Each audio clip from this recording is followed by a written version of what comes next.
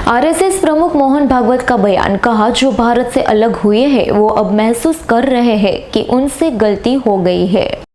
भारत देश को अपने अखंड भारत के रूप में कब तक देख लेंगे? देखिए, कब तक मैं नहीं बता सकता ना, वो ग्रह ज्योतिष वगैरह देखना पड़ेगा मुझे, उसका मैं जानवरों का डॉक्टर हूं। लेकिन यह बताता हूं कि आप अगर उसको करने जाएंगे तो आपके बूढ़े होने के पहले से आपको दिखेगा, क्योंकि अब परिस्थितियां ऐसी करवट ले रही। जो भारत से अलग हुए उनको लगता है कि वो गलती हो गई, हमको फिर से भारत होना चाहिए। लेकिन वो मानते हैं कि भारत होना यानी नक्शे की रेखाएं पोंछ डालना। ऐसा नहीं है, केवल उससे नहीं होगा। भारत होना यानी भारत के स्वभाव को स्वीकार करना। वो स्वभाव मंजूर नहीं था, इसलिए भारत का विखंडन हुआ है। वो स्वभाव जब आ जाएगा तब कुछ बदलना नहीं पड़ेगा, सारा भारत एक हो जाएगा।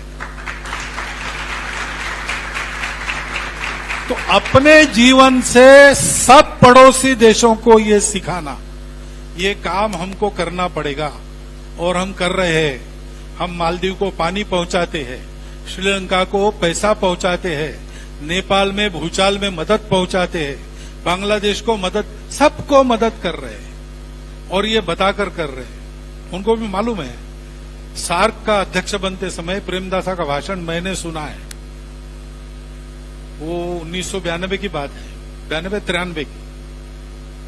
उन्होंने कहा कि दुनिया के बड़े देश छोटे देशों को निगलते हैं, इसलिए हमको सावधान रहकर हम सब लोगों को एक होना चाहिए। और दक्षिण एशियाई देशों को ये कोई कठिन काम नहीं है, क्योंकि आज हम दुनिया में अलग अलग देश जाने जाते हैं, लेकिन वास्तव में हम एक ही भारतीय मुख्य भूमि के अंग है। I am quoting him, he spoke in English. मैं हिंदी में आपको भाषांतर, अक्षरशः भाषांतर करता। हम एक ही मुख्य भारत भूमि के अंग रहे हैं, ये उन्होंने कहा है। तो ये अंगांगी भाव उत्पन्न हो जाए, भारत मेरी माता है, मैं उसका भक्त हूं, हमारे पूर्वज समान है ही, और हमारी वैल्यूज जिसके आधार पर संस्कृति बनती है वो सर्वत्र समान है।